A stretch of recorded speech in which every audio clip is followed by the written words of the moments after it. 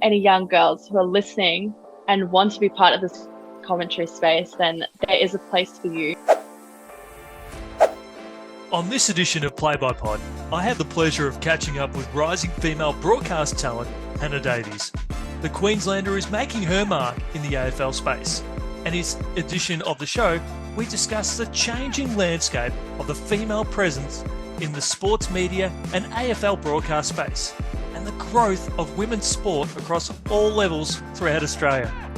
Hannah is coming off an extraordinary year, from calling her first game for AFL Queensland at the start of the year before landing a role with Fox Footy in the AFLW at the end of it.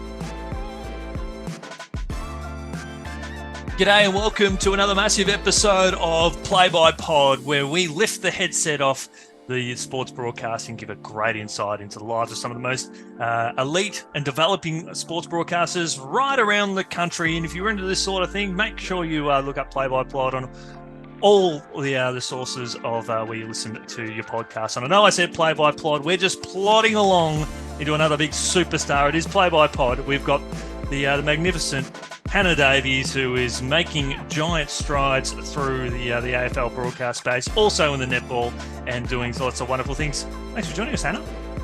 Thank you, Chris. Very exciting to be here. This is my first podcast where I've been a guest, so it feels really bizarre to me as a journo to actually be the one getting asked the questions this time. Yeah, well, you are a journo by trade. How do you find being on my side of the chair in terms of your preparation and when it comes to interviewing guests? I'm pretty different, I think. I mean, I definitely wrote down a few little things today just in case I kind of lost track of my thoughts. But yeah, preparation's definitely looking a little bit different. I think on your side, I'd be feeling a lot more nervous for sure. I've got the easy job. I'll break down I'll bring down the fourth wall. My preparation. I've been doing interviews for over a decade, and my preparation has been pretty slack, pretty poor. I'm the guy that can just go up there and go, I think I've got a rough idea. Let's go from there. And before we break in your story, I guess an example of that from a journo to journo background. I did I was calling footy back in Victoria a number of years ago, and I had the chance to interview a guest at halftime. All I was told was, this guy has written a book on mental health. And we sat down and I said, so we're just about to put the headset on, ready to go. Oh, what's your name? And he goes, Pat McGorry. Know who this guy was. And we got chatting the story, and all of a sudden I'm like, oh, he's just won an Australian of the year, and he's in mental health. And we ended up telling this wonderful story. So, but all I was given was, oh yeah, the guy you got is he's written a book on mental health. So, and the person that told you that was probably given the same information. So probably. Have you had any situations like that? Not directly, but I think like growing up, I wasn't super entwined in like footy per se. It was definitely more netball and like kind of tennis, even like soccer a bit more. So there's definitely been a lot of times where I'll be chatting to people and they'll bring up big names and it just goes straight over my head. Like I've got no clue who they are. But I remember when I was still at uni and I interned at the Brisbane Lions, and I had been given the contact of Andrew Hamilton, and they just called him Hamo, and I kind of went in, did the internship. And then it wasn't until kind of after that I realized that, like, you know, I was 21, and I just, you know, thought, oh, it's this random man who's the media manager. And I, you know, just had no idea which journos were who, and kind of realized afterwards that he was like, you know, a pretty big deal in the footy world, especially for journalism. And same with Crash Craddock. I definitely, he was a bit of a mentor for me too at the Career Mail, and again, just had no clue who these people were. It was like, they're just great mentors to me. And only finding out, like, you know, a few months later through telling people about it, they're like really impressed that I was able to work under these great journalists, but I just had no clue. Do you think, as we starting to tell your story, as you're going into the journalism world, and you're probably going in a little bit blind, not knowing who some of these incredible journalists are who've told some of the greatest sports stories of our generation. Do you think that in a sense that might have just taken away some of the nerves. If you had known who the credentials of some of these journalists were, that maybe your attitude and perceptions might have been a little bit different in terms of how you responded? Yeah, I definitely think so. I think I've always been a very bold person and like kind of always gone in with the mindset of like ask for what you want and Mm-hmm. what is it like? Ask and you shall receive. That's the Yeah. one.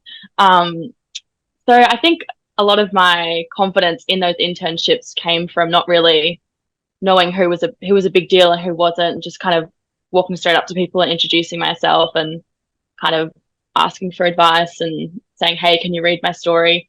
Not really knowing, this is a huge deal journalist who probably doesn't have time for the intern on a Monday morning. So I think it did help a little bit because I think I just didn't really understand. Like, I think I would have been a lot more nervous. And now in my career, because I know who's a big deal, Hmm. I'm definitely a lot more nervous to chat to some of the big names. Do you kind of wish in a sense that you could just put those glasses back on and not have any idea, and maybe you have that had that comfort of just going straight up and starting conversation, getting some advice and whatever you need to do? Yeah, sometimes I think a good mixture of both is good. Like I think it was great at the time that I had that mindset of just going for what I wanted. But then I also think that when you get older, you definitely have to learn that respect for the ones who've really put in the work and the time in that career and know that their time is really valuable and really fostering those relationships. So I think both is good. You don't always want to rush in there and demand what you want and you know ask for the time of day, but a little bit of both is good, I think. And I think from your situation too, you're kind of caught between a rock and a hard place three ways.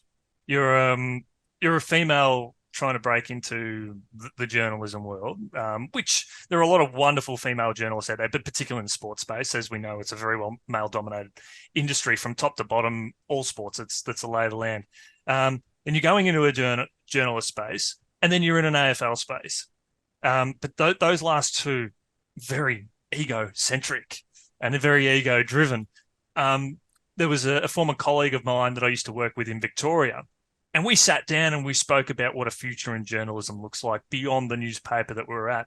And our personalities weren't conducive to having those egos and having to really kick down some doors to try and break into the industry and really grow, because you've got people that will, for some periods, and it's the same in all careers, that will claw and scratch to get to the top. But if you haven't got that ego about you, that level of confidence, it can become a bit of a downfall. But it seems like in your case, you went in, as you said before, you're really strong, you're confident, you just go in there, it doesn't matter who it is, and you go straight to work.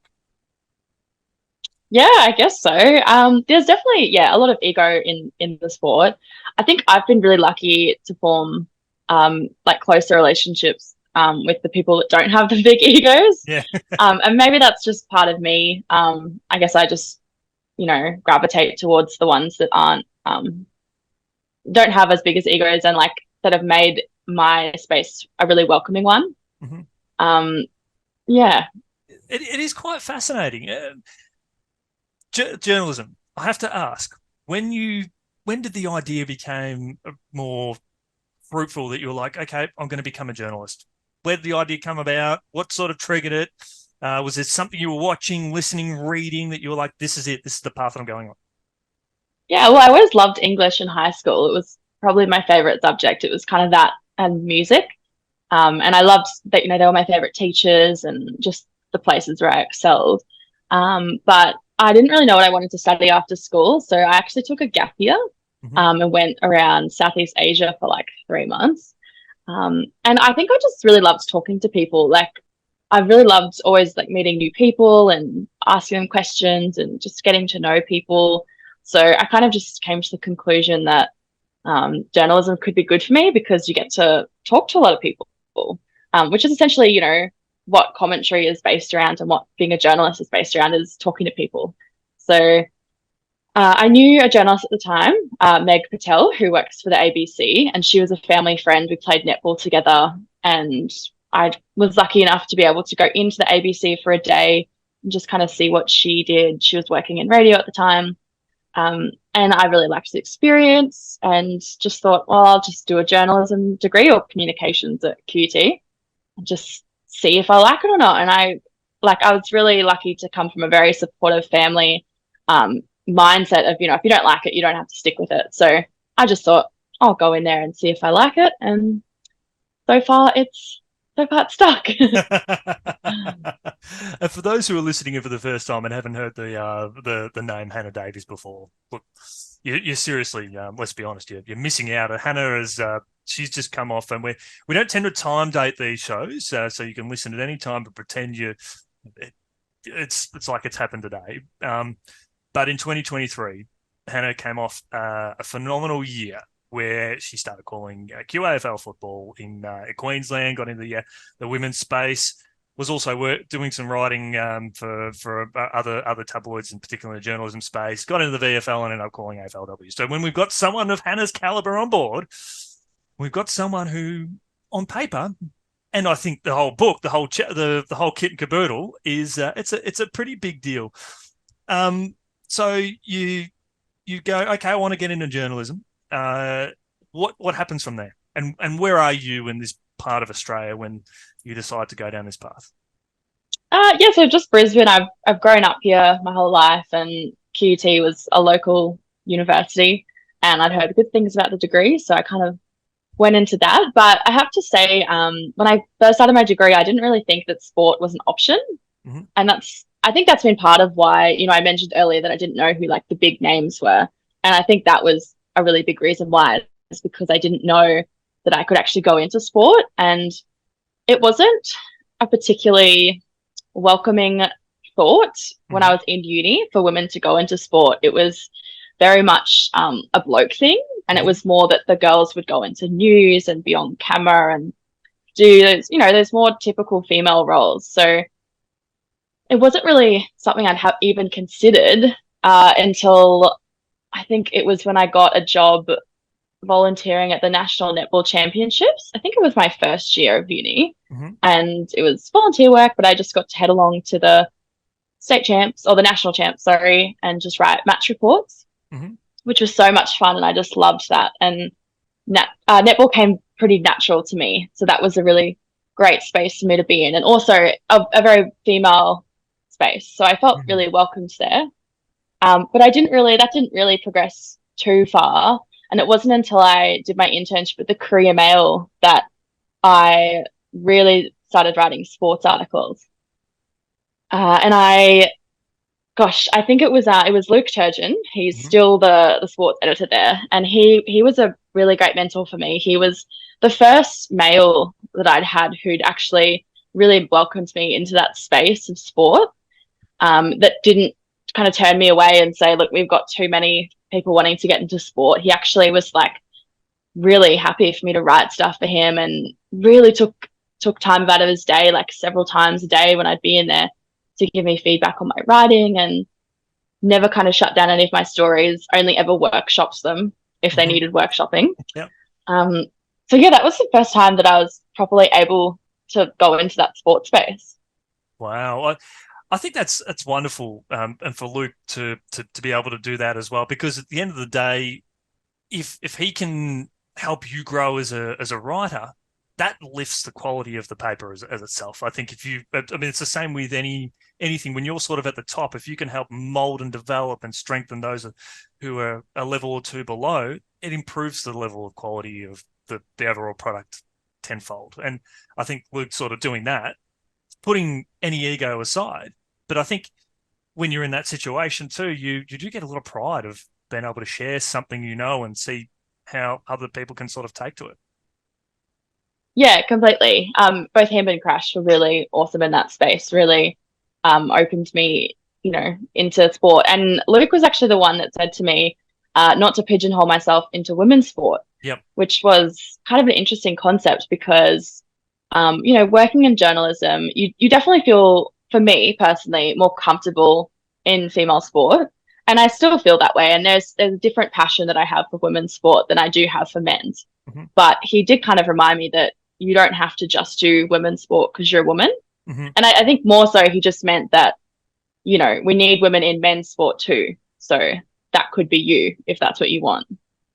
And I think, how do you sort of feel as a female journalist seeing men go into the women's space and seeing that crossover? Is that something that you think it still works relatively okay, or do you somewhat see that maybe you want more women to build their craft in women's sport before maybe going up? It's a great question. I think it depends on the intent. Mm. I see yourself and particularly Daniel Viles, Mm-hmm. who, for Daniel especially, predominantly works in the women's space for QAFLW. But his mindset has always been that it's as equal to the QAFL. Yeah. So they're both the pinnacle of Queensland football. I think it can become obvious if people are using one league to launch themselves into another one. Mm-hmm. And that could be across sports too, not necessarily just, different genders. But I think it's all about your intention. Like, I have no personal issue with men going into women's sport, women going into men's. I think it's all just about your intention. And I think I feel very fortunate that women's sport is becoming, like, the platform is growing, because I think, 10 years ago, if you'd said, well, I want to be a female journalist and I want to work in women's sport, there probably was that part of you that goes, well, is there actually the money there? And is there actually a physical place in the commentary box? Whereas now I feel quite confident in saying that, yes, there is space for everyone in women's sport. Yeah, I agree. As someone in the media space, I would love to see more talented journos actually work a lot more in the women's sport, because if they're not, they're missing out. And I think as someone who has dabbled in women's sport and men's sport for most of my professional career, I find that the women's sport is probably a bit more exciting, because you're seeing an evolution, you're seeing a growth, and the narrative that you project can very well influence how others feel about that particular competition. And I just love the feeling of seeing something grow and start to increase. Whereas a lot of the sports coverage in the men's space, there's not much as a journalist or as a media person that you can really inject that probably hasn't been done.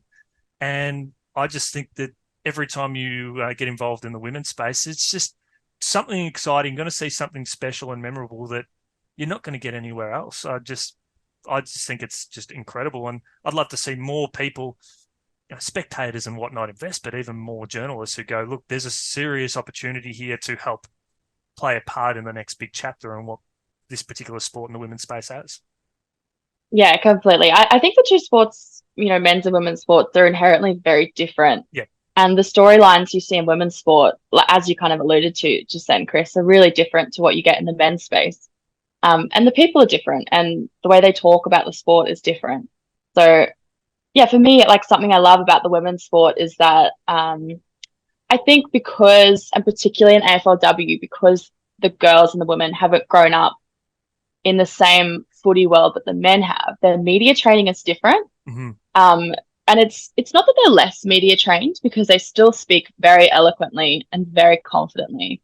But I think I just always feel that the answer I get out of some of the girls is it's just different to the men. It's not better or worse, but the storylines you can get out of, essentially a part-time athlete who's got a lot of different other responsibilities in their plate, not to mention motherhood and family and, financial stresses potentially, because they aren't being paid as much. You're always going to get different things out of that. I absolutely agree. You and I have had the privilege. It is a privilege to interview people in the AFLW space, and I find that with each interview, you are getting someone that is purely invested 100%. It's not like the men aren't, but I think you're going to get more cookie cutter responses when you're interviewing men. But with women, you're feeling the emotion. You're feeling, as a journo interviewing and asking questions, you'll feel like you're getting 100% investment and something really passionate emotion in relation to the answers. And you walk away from that feeling like you've both done each other the service, but they've really welcomed you the opportunity to have a chat with them. Yeah, for sure. And also, I think you can't forget the coaches too. Of course. Like, we had some of the most wild stories come out of the AFLW the most recent season. Just some of the stuff, and it's it's great from a journalist perspective. I'm sure the media managers are probably thinking, "Oh, did you have to say that?" But yeah, some of the stories you get out of the coaching teams too are pretty wild in AFLW in a good way. Yeah, Personally. of course. Yeah. Thrusted in the spotlight a bit more for the best. Now you're at the career. What's happening there? I know you're starting to really get some really good content, meet some people in wonderful sports. Where does the journey go to from there after you've been doing some work with the great Crash Craddock? And for those who don't know, Crash is probably the number one journalist for cricket in Australia, and that extends as being one of the most prominent journalists in the world in that space. Although Bharat Sanderson is he's becoming one of the others coming up too. So you're at the career, you're working with these wonderful people. What happens from there? Well, my first actual commentary gig was with Netball Queensland, and it came about in, I think, a pretty uncommon way where they actually just advertised on Seek for a netball commentator, which is something I have rarely seen in sport, is to advertise, netball commentator. I had to send in a little 30-second video, kind of just like this, talking about myself Yep. and and I managed to get a trial. So I did, I think it was 2 games or 2 or 3 games as a trial, and I guess took to it pretty well, and yeah, ended up calling the whole season for 2021, which included the grand finals. Oh wow. Yeah, so that was pretty unexpected for me to move into that space. But as soon as I kind of got into it, I realized that yeah, that's my like love. You get that grand final. No one. Okay, this is a two-part question. Uh, Tell us about your first game calling netball, and then tell us about the grand final, because you never forget your first game and you never forget your first grand final. There's always something about it that just you never ever forget. Talk us through Yeah, I mean, it's an interesting question because I feel like for it. me, it's actually kind of a blur. Like I remember the first game, I was really nervous, but at the same time, um, netball, back in 2021, especially with the state league, there weren't too many eyes on it. They definitely had their core group of supporters, but it wasn't too big where I felt unreasonably nervous. So I actually was able to just kind of go in there and um, chat about different things. Because I'd grown up playing netball and done a little bit of rep netball and also umpired some like the Cougars Academy and stuff. I kind of knew who was who. Mm-hmm. I had a good idea of who these girls were and their background, so that definitely helped me. Um, and yeah, I remember just getting up there behind the mic and just kind of saying my thoughts. Like I'd always, my mum and I share that passion for netball, and whenever we'd watch games, particularly like Firebirds games, because that's our team, Mm-hmm. we'd always, share our thoughts, and so it just kind of felt like getting on a mic and essentially like chatting to my mum and just telling her my thoughts and what was happening. Yeah. Did you slot more into a specials role, or was it a play-by-play, or was it a mix of the two? Definitely a specials role at that time. I think throughout the season, I definitely got to try the play-by-play. But I remember that first game was definitely special comments. In fact, I wouldn't particularly say they were special. I think they were just comments. So nothing special about them, but it was fun.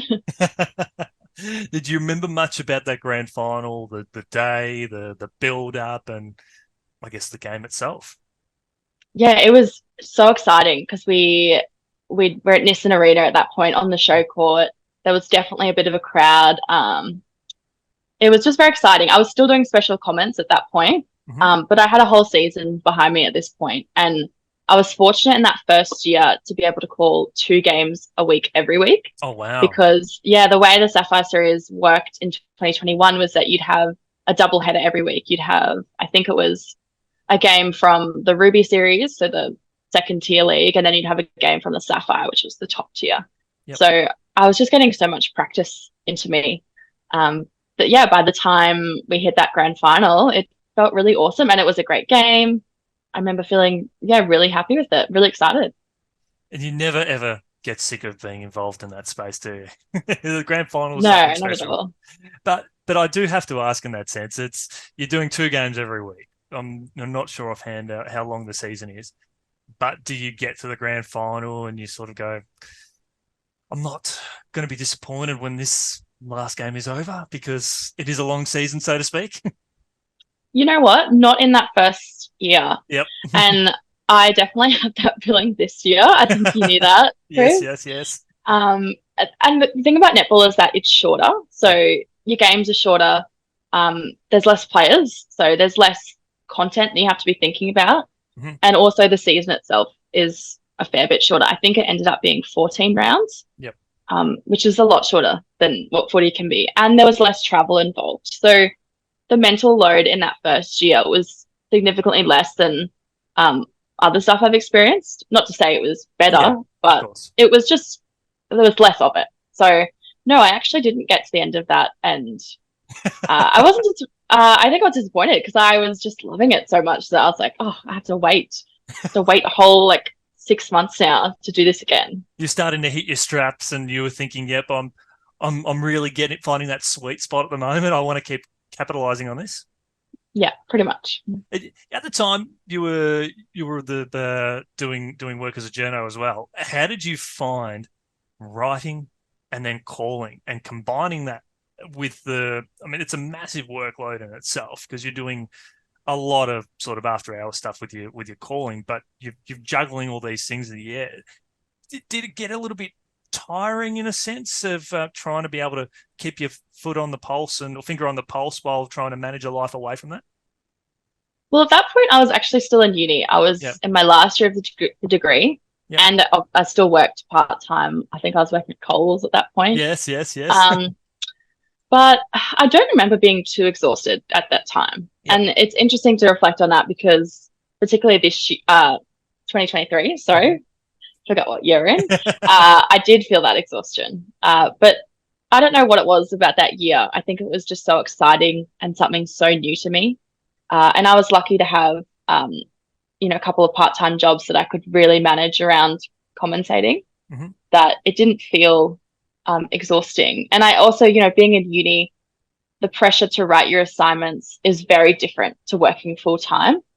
And I kind of got through uni by putting a sports twist on like every assignment in that last year, even when it probably didn't match the criteria at all. And I did suffer at some points with my grades for doing that. But I kind of I had a little bit easier, I would say, in that last year. I think you knew at that point that this was the field that you're going into. And as long as you did enough to walk away with a degree, as I've been told a lot lately, it's P's that get degrees. As long as it gave you that opportunity to consolidate on your strengths, which was sport and your love and your passion. And I'm getting a sense from you that the love of working in sport is just, it's something you wake up with and it's just there. You don't have to work on it. You don't have to put any twists on it. It's just something that's there from the moment you wake up every day. Yeah, definitely. And particularly the commentary space. Particularly commentary is just a big passion of mine. Like sometimes, last year particularly, I'd wake up and be exhausted or had a terrible week and probably didn't want to call, but I never actually left a game feeling worse. I always left feeling really good. And I think part of that was also the very great commentary team I had, because I genuinely really liked their company and being in the box with them. So I was lucky in that way too. I think that's a very positive thing that we take with any job.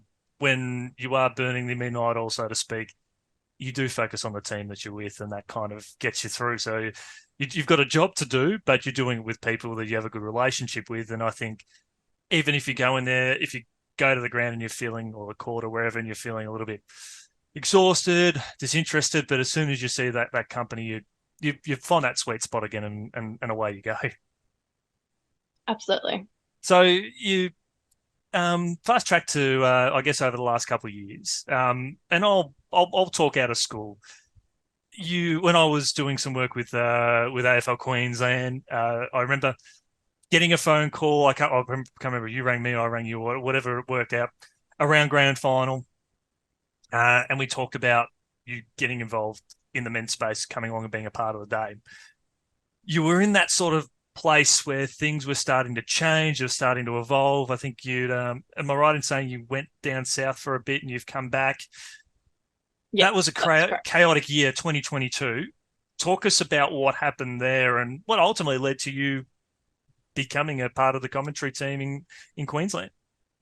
Yeah, well, after that, like I think it was a couple of months after that first season in 2021, I moved down to Albury-Wodonga for just a general news job with News Corp / the Herald Sun. Yep. Did some more netball calling down there, but it was for the Ovens and Murray League, so it was still a bit of footy in the background. It wasn't completely netball, that role, like it felt a little bit more combined.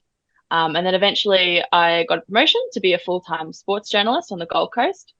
So I took that, and as part of that role was to cover the Quaffle, but also to cover the Quaffle W was something that I really wanted to do in that job too, was to cover both leagues with the same intentions. I think both at that point in time too didn't have the highest amount of coverage. So for you to come in with that passion and intent to take it to another level, I think that gives you as a journalist an opportunity to make a mark in an area that probably needed it. And I think when you walk away from it, the coverage isn't quite to that standard. It's like, well, that probably says more about what you're able to achieve as well. Yeah, look, I'm not 100% sure on what the level of the standard is now. Being back in Brisbane, I don't really read the Gold Coast Bulletin too much. I don't think I have a subscription anymore, actually, so that helps too. But yeah, I definitely wanted to do both with the same level of intensity. And yeah, that role was really important for me to kind of understand who was who in the Quaffle before I'd even stepped into that commentary space. And it was, yeah, I was there for, I think I started in that job like halfway through the season too. So by the time it was grand final, I think I rang you, Yendi, because I wanted to know who was who, because I was going down there to cover match reports for the paper. And I think you just threw out the idea of, I think potentially I'd said that I wouldn't mind getting into footy at some point. And I know that you were like, well, you're going to be there. You're going to be right next to the commentary box. So come up and be a part of it. Yeah. which I think in a sense was just absolutely outstanding. Sort of gave you a platform. That was sort of one of my first major grand finals that I'd covered as well. I think that was my second one, and that's what I had a history of that anyway. Coincidentally, working with a lot of female sports journalists back home in Victoria, is that I would be saying, hey, we're covering all the games, so come and stand with us. If you learn, you might be able to listen to some of the things that we're saying. You go, oh yeah, that'll be handy to drop in, and we're picking up different stats and bits and pieces, and we're all making notes throughout the game that we can make reference to later on in the game. And even as a journalist myself, I found that the best way to become a better journalist was to call the games that I was covering anyway, because you would get stuck into the zone and you absorb and observe things that you just wouldn't do if you're sitting there on the sideline. So that's probably what my method of madness was at the time we were chatting away. It's like, well, if there's an opportunity for you to call in the future and you want to grow your presence as a writer, then come and be where the action is. The action is right in the commentary box. And that's the truth of the matter. I'm surprised that more journalists don't spend more time around the callers if they're not calling themselves anyway. Yeah, completely. I think while I was calling and also at the Bulletin, like my knowledge was at the highest that it'd probably ever been of the league, because I was full-time reading and writing about these players and also calling. And yeah, you like you said, you pick up stuff calling that you wouldn't when you're a journo, but you also get stuff when you're a journo that you wouldn't when you're calling. So both go so hand in hand. Absolutely. I totally agree. So you head into 2023, and in my opinion, in my observations of the people that I've spoken to in the sports broadcasting space, and even people that I've interviewed on Play by Pod, your 2023, if you were to put everything on paper, I'm going to pump your tires up here because it's deservedly so. But you're in a spot where you make your debut in the calling space for AFL Queensland. You're calling men's footy, you're calling women's footy. You get the opportunity to come up and do some VFL footy. You're working the men's senior men's grand final in incredible coverage and interview space. You get involved in the AFLW as part of Wharf Radio, thanks to the great man Peter Holden. Unfortunately for us, you only get the one game. We were disappointed. You're a boundary rider, because the next time that Brisbane are playing, you're lining up for Fox Footy. So you're just going bang, bang, bang. We're talking sort of 5 different levels of calling, and we know the magnitude of the season. I've calculated that you basically switched on from the start of the season to the end of the season. I know from my perspective, it was 8 or 9 months of calling pretty much every single week. And we talk about the fatigue that comes with it. And you're probably not too dissimilar in that same situation there. So you get into the start of the year, you wouldn't have had any idea what's to come a little bit later on. Talk us through what it was like. I think you jumped on the call for a men's game. I'm going to take a stab, and that was I'm going to take a stab and say it might have been Mount Gravatt. I could be wrong. No. It was the grand final rematch. Actually, it was my first game that season. Aspley and Broadbeach. Yes, it was with Kane. And yeah, look, that season actually started really differently for me because I'd actually I'd put my hand up to call some more netball. Mm-hmm. And I wasn't actually I wasn't necessarily knocked back because I was allowed to be kind of like a reserve commentator. So they already had their 2 commentators from the season. Of course. Rather than Albury, they said, we're really happy with these ones. We want to keep them. But you can kind of do, fill in for when they're sick, which was fine. But I also knew that if I wanted to improve, I needed to be doing regular games, which is probably really important for someone, especially in my age and stage of my career. Like, you need to be doing it on a regular basis. So that's kind of how I got into calling footy. But yeah, I'd put my hand up to do it, and initially wasn't asked to do the first game of the season because I hadn't done it before. So I think they had other people in mind. They were sick or away or I don't know what. But yeah, ended up doing the grand final rematch of all games. The one thing that was good is that I had obviously reported on the grand final the year before, so that helped. But yeah, it was just crazy. I will admit I don't think I would listen back to that game.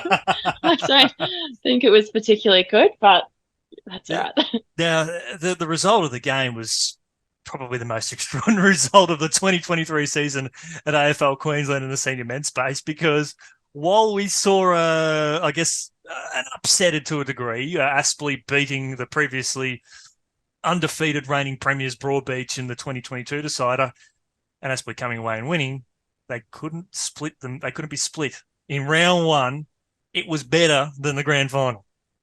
Yeah, it was a draw, and that was just a really weird moment for me because, as a journalist, it's all about wins and losses, essentially. And so having my first game being a draw was just really bizarre. It was. Well, I've called over 500 games. I've lost track, but it's in the high hundreds. I've only called one draw during the home and away season in my life, and I've called a grand final that went to extra time. That was a draw after that. So your first game, you get a draw. I called 150 games or whatever till I got my first draw, and I haven't called one since. So draws are very hard to come by at a high standard of level. So you've done pretty well for yourself. Yeah, it was good. And we actually had a lot of close games last season too, which was just, odd because you don't normally get, I think a few of them were like within like 2 points or something crazy, like really fine points. You juggle calling men and the women's competition. How did you find that bouncing between the 2 leagues? Look, I would say it was challenging because, they've each got a completely different set of players and storylines, coaches, teams. Even the teams aren't exactly the same per each league. So it was definitely challenging. I'm not sure. I don't necessarily think I'd want to call just one though, because I loved doing both, particularly getting to finals time and being able to do both grand finals was incredible. And I definitely would not want to change that at all. But yeah, it was definitely challenging doing both. I think coming from a netball background, you've got 10 contracted players in each team. And in the state league here, they only had, I think, 8 teams. So going from 8 teams to, is it 12? Oh my God. Yep. I hate that I can't remember that. But so you're going from huge lists. You've also got your Resi's players who are coming up. Sometimes you've even got Colts players coming up. Mm-hmm. It was just so much more information that I'd ever had to deal with, really. And that's where the exhaustion comes in, I feel, because when your preparation for a game, whether you go back, watch some old tape or try and find some old stats or something like that, that's going to add something to what you're calling. I think that's the challenge part, because you've got to do a lot more in-depth research before you call, because you may not get a chance to call that team a little bit later on or that competition. So you are bouncing around the place. Yeah, the prep was very different, particularly to my season before that, doing the O&M netball, where I must admit I'd wake up every Saturday morning and an hour, 2 hours, just writing some stats. I always texted the coach and just saw, any updates kind of thing. But yeah, footy was very, very different to me. And there were a lot of learning lessons and I now know that me personally cannot just prep the morning of. Yep. Like, I'm not going to get my best call out of that. I need to have at least a Wednesday night to start little bits of preparation. So that was a really big learning curve for me, was that I actually can't just rock up there and speak. And I'm hoping that, Yendi, by the time I get to your level of career and the amount of games you've called, that maybe I can kind of rock up on the day. But right now, it's just not, it's not what I can do. Well, this is something that if I could part some advice to yourself and those who are listening, it's purely repetition. It's to the point where you can call games in your sleep. You could just sort of show up on the day and you go, all right, it's time to go. Now, this is probably where you and I are at an advantage, because we come from that journalism background, which is storytelling. So I find with me as a caller, if I'm just rocking up on game day and I go, okay, well, I've got to memorize the teams. Everyone has their ways of being able to do it and has their strengths and weaknesses that come with that. When I'm calling as a play-by-play, and even when you're alternating with specials and play-by-play, I'm always looking for the story, the narrative, whether it's the game itself or someone that's performing really well or someone that is getting beaten to the contest. So it is always going for that story. And that the preparation that you do beforehand is not going to help you tell those stories any better unless there's some key nuggets that there's a really good matchup where someone's kicked 50 goals on another player before over the course of their matchups or things like that. But it's always looking for that next story to help shape the narrative of how the game will unfold. And that just comes from experience of being a storyteller. Yeah, definitely. I think that's something that I'm still definitely developing as a journalist. Because for me right now, I think the easiest way to tell a story is to kind of look at past and present. So that's where that preparation comes in handy, and knowing what happened last time. Did John Smith have a shocking game last time and now he's having the game of his life? So I think there's little ways you can help yourself to be prepared. But in the same time, you have to be prepared for anything. Yeah. And there could be a different story that you didn't account for in your preparation. And that's one of the things I stress in the art of calling as well, is that there are going to be times where you get the tap on the shoulder and go, hey, we need someone. We need you to go over there and fill a particular role. And you might not have had time to do prep. But the pure fact of you being there and having the cans on and just being you could be a real growing moment for you as a caller in any capacity. And that's probably what I want to encourage yourself and other people in that situation too, is that those moments do come where you get that call out of the blue. I could speak on behalf of a good friend of ours, Kane, and he got the opportunity to call the under-18 national championships over at Springfield in 2023. And he got the tap on the shoulder like less than an hour beforehand. And there's 40 to 50 kids that he has to be across. And we're talking about your Jed Walters and your Tommy Rogers, those Queenslanders that are in there as part of this squad. And I think they're playing Vic Country or something. But because he had that confidence of, okay, my role is to be specials.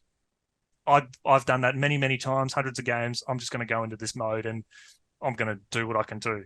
So those moments do happen. And I think just being able to back yourself in and have that experience to go, okay, well, I might not have done the prep, but I'm still going to have a crack and do what I do naturally. Yeah, definitely. And I think as well, the biggest difference in calling your state league to like my Fox Footy game was that in your state league, people are across the league, but Yeah, you wouldn't say they're thinking about it every night, correct. unless you're a player, then you Yeah. probably are. But as a fan, you're probably not thinking about every single list change, coaching quote, injury. Whereas when you get to your AFL or your AFLW, people are. So people already know the stories heading into that week.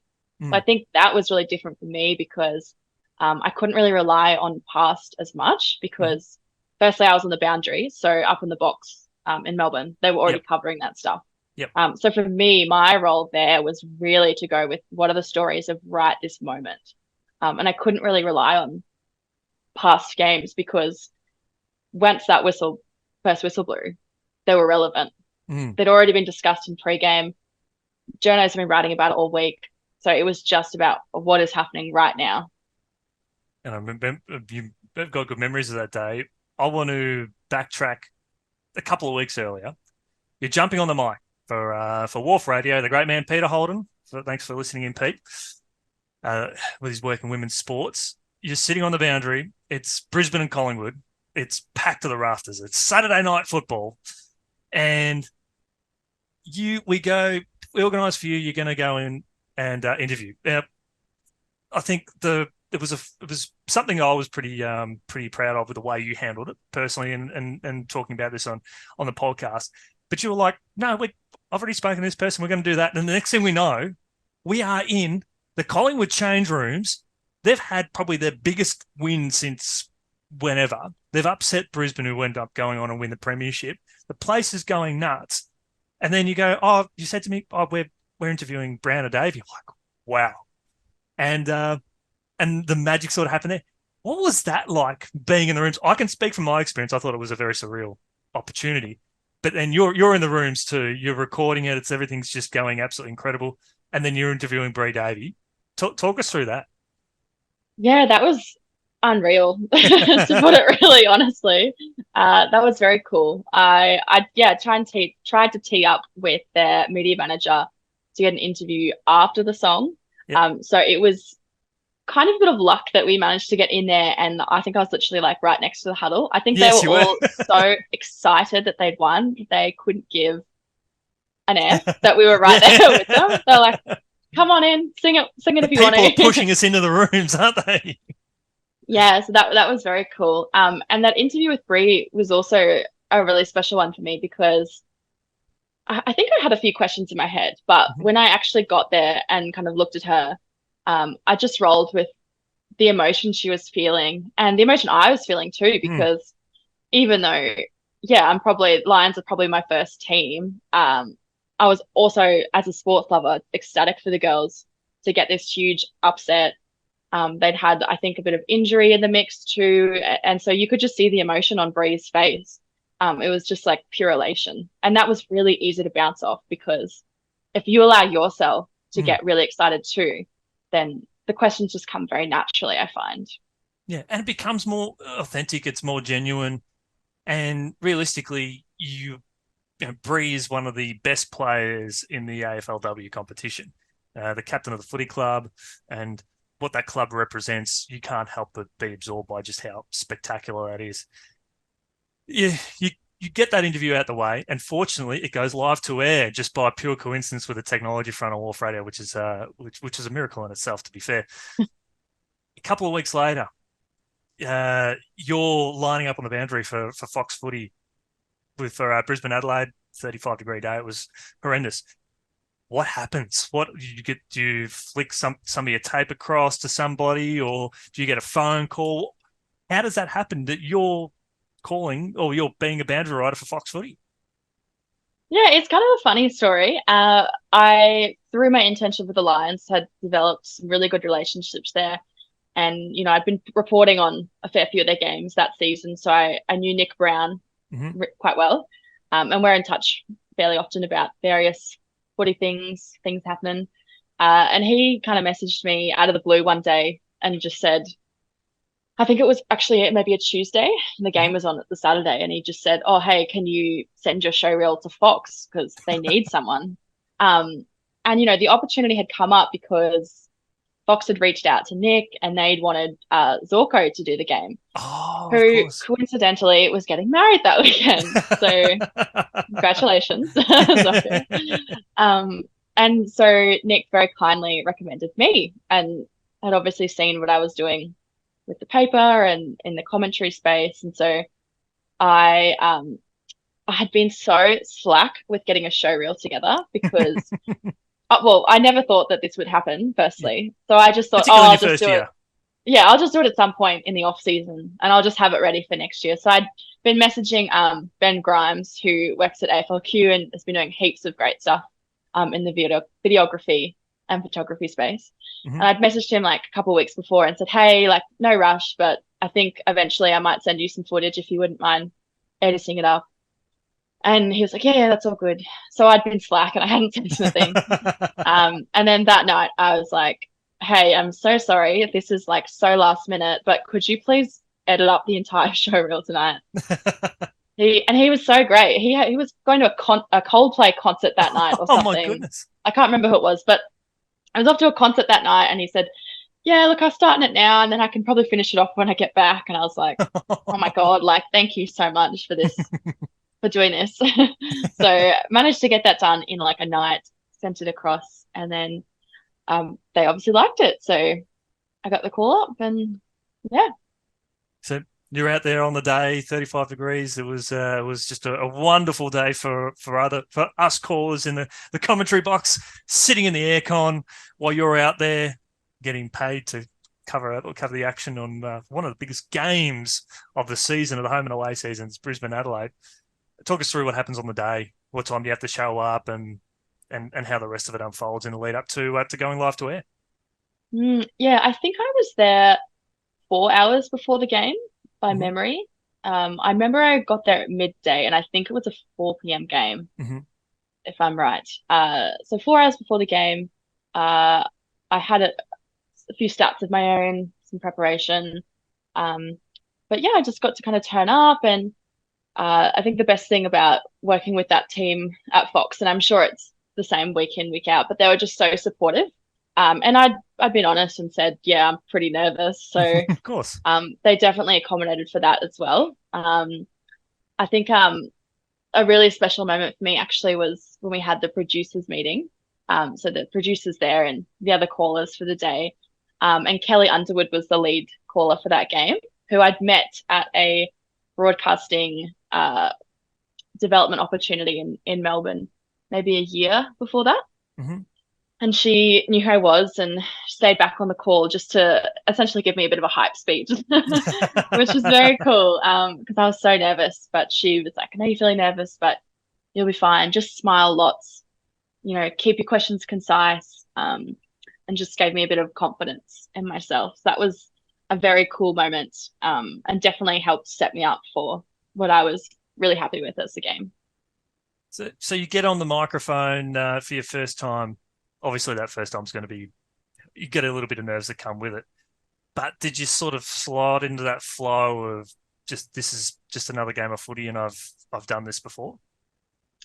Yeah, I did for that one. And it didn't come naturally because I do see a psychologist, and I actually booked a last minute appointment with her that week to chat about if I get nervous, if I get anxious, what can I do? Here are some strategies. And I'd kind of been processing that throughout the week. So by the time I actually got to the game, I'd already kind of done the work. Mm-hmm. And so I actually just let myself enjoy it. And just really enjoyed, I did my own hair that day, hair and makeup, loved that, picked up a new outfit because that's just what you do when you're 23. You buy a new outfit for everything. So I got a new outfit, and yeah, I just actually really enjoyed that morning. I had the most lovely production assistant there who was around about my age. We were just chatting about Love Island, as you do. So I was really, and I'm quite a chatty person too. So that's probably not everyone's style, is to chat about Love Island to the assistant there. But for me, that was how I kind of calmed my nerves and just pretended that I was just at any other game. And I also knew that you and Daniel were Mm-hmm. in a commentary box a few rooms over. So it felt really normal to me. I was Yep. like, I know these people. I've called, I think it was like 3 or 4 games Yep. on this field before, Yep. or been there doing footy things. So I Yep. was like, this is just normal. It's very familiar territory. It's interesting. It's a simple thing is talking about Love Island. That's something that I was always big on, but not talking about Love Island because I don't Yeah. watch the show. But when it came to even umpiring and calling, I would save. I would probably start thinking about it maybe 10 seconds before we've got the whistle sounds to start the game if you're umpiring, or 10 seconds before we're due to go on air. It's like, okay, 10 seconds, all right, let's go. And we're like, all right, we're in that zone. And just talk about something else that's completely irrelevant, because then when you're in that zone, that's it. The red light's on until it's time to finish. And so I think it's great to talk about other things and not really think about the game too much until you have to go. Yeah, and that was something I hadn't really done before, to be honest, because a few weeks ago we'd had the Quaffle Grand Final, Yep. and again, like I'd been feeling really anxious about that, but I hadn't quite mastered the process of not being so nervous before the game. So it was a really big turnaround for me from going for this Quaffle game where we had some technical issues in the day. Things didn't really go as we wanted it to. Mm. My role on the day changed a little bit. Um, and so going from that game, I just remember thinking like, okay, I think I'm going to go see my psych and Mm-hmm. get some of these tips. And yeah, that Love Island thing, it sounds so silly, but that was one of the really important things for me of feeling like it was just a normal day. It was just chatting about something I would talk to a friend about. So I was also very, very lucky circumstances that I had someone there to chat about Love Island with, because that might not always be possible.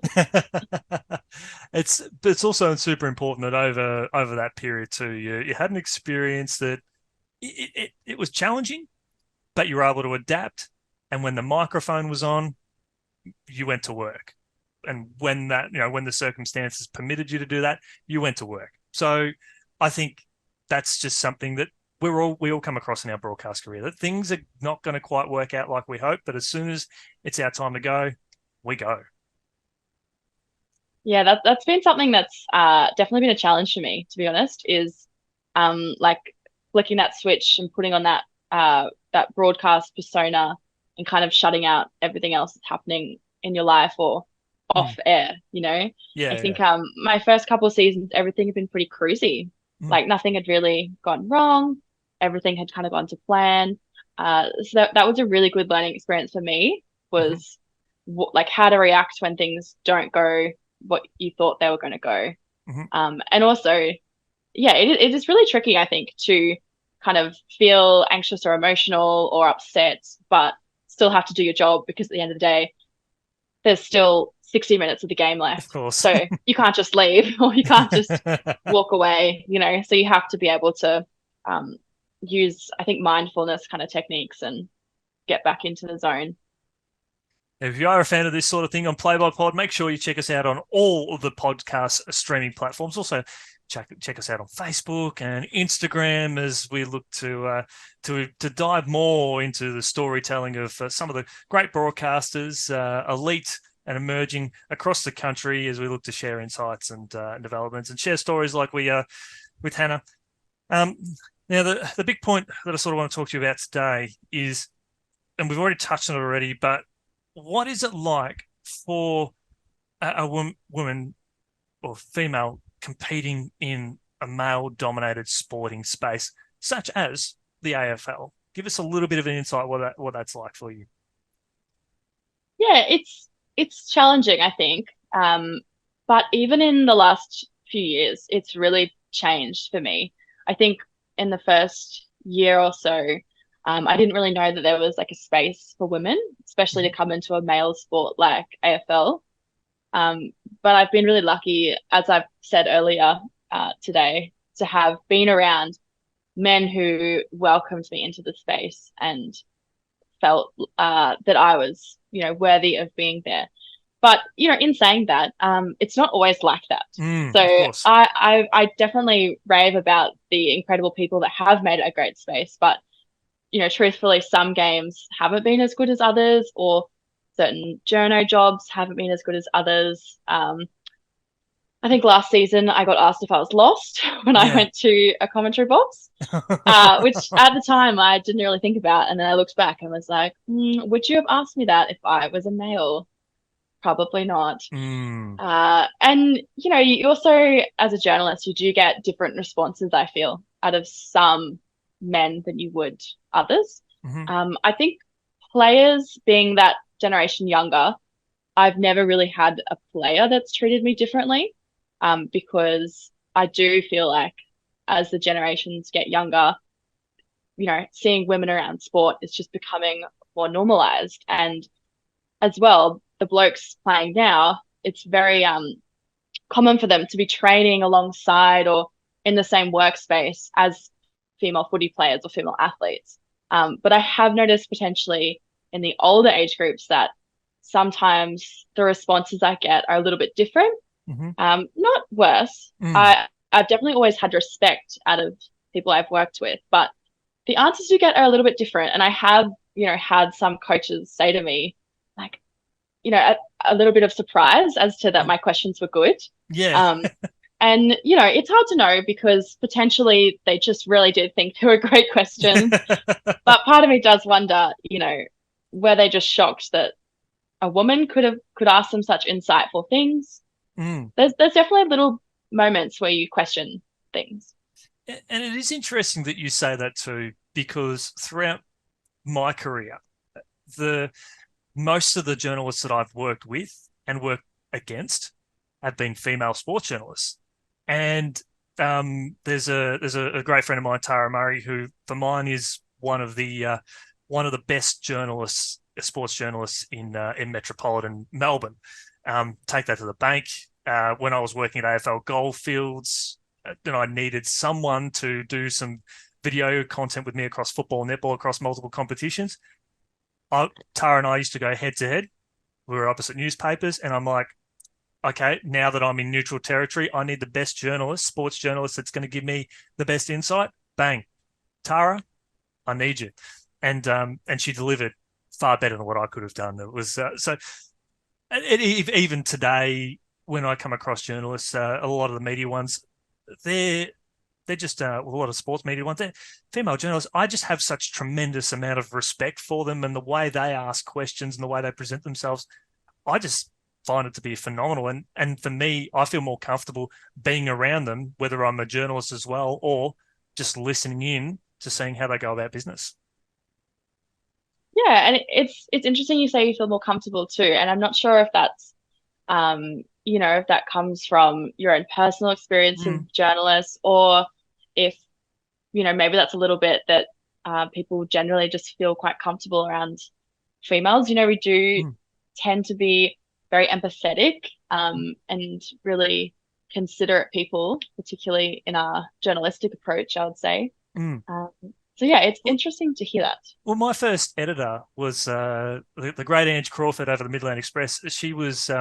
She's my editor for most of my journalism life, and she instilled the belief and confidence in me. And every time I'd made a mistake, she would, in a way, bring me into line, but also find a way to encourage me to grow from that experience.